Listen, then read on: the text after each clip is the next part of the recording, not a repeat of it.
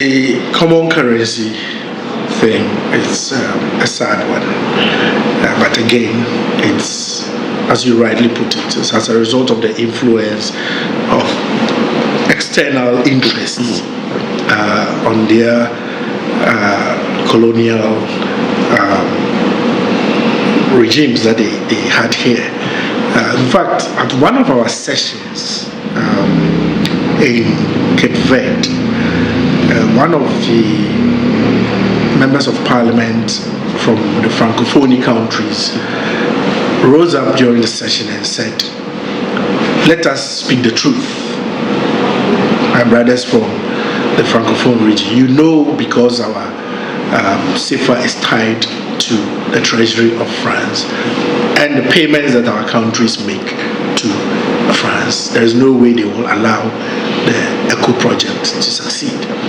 You know that with France backing the CFA currency, these Francophone countries have had to also be making some payments to France. Now, the moment you have a common currency, ECO, it means that they are doing away with the CFA, and that backing that the treasury of France gives them for whatever they have to pay will cease. And so, as an interest from the French, I'm sure whatever they have to do to ensure that ECO doesn't succeed probably is what they will also do. What some of us urged was for the countries that are not subjected to this, and it's quite a number of countries. You're talking of Nigeria, you're talking Ghana, you're talking Liberia, Sierra Leone, Guinea, Cape Verde, Guinea-Bissau.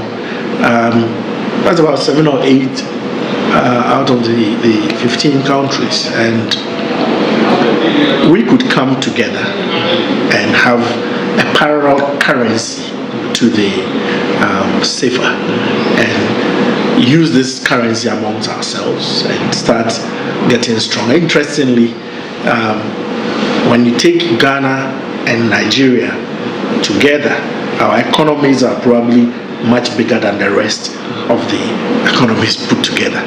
In fact, in some of the years when Nigeria was refusing to pay all of its community commitment because it was calling for a certain transparency and audit from the commission that it wasn't seeing, and so they were paying just 40%. And when Nigeria pays its 40% and Ghana pays its dues fully, it was able to run the entire ECOWAS institution. So it is clear that if we are able to have a common currency that is being used by Ghana, Nigeria, Sierra Leone, Liberia, Cape Verde, the Gambia, and Guinea, then it will become the currency of choice, because our economies will be far, far much bigger than.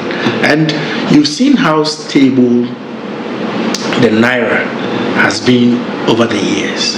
It is also because of the size of Nigeria's economy. So it will be in the position to actually back our currencies the way probably the CFA is receiving this backing. I for the 9 years that I was in Nigeria, my hotel accommodation cost in terms of Naira never changed.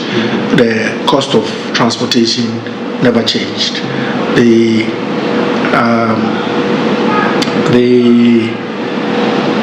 dollar against the Naira could fluctuate, but these rates remain the same. I went to Nigeria at a time where the dollar was about 150, 160 to the Naira, and I saw it go as high as 550 and come down to about 300 before I left. And all the prices, food, hotel, transportation remained the same throughout that period.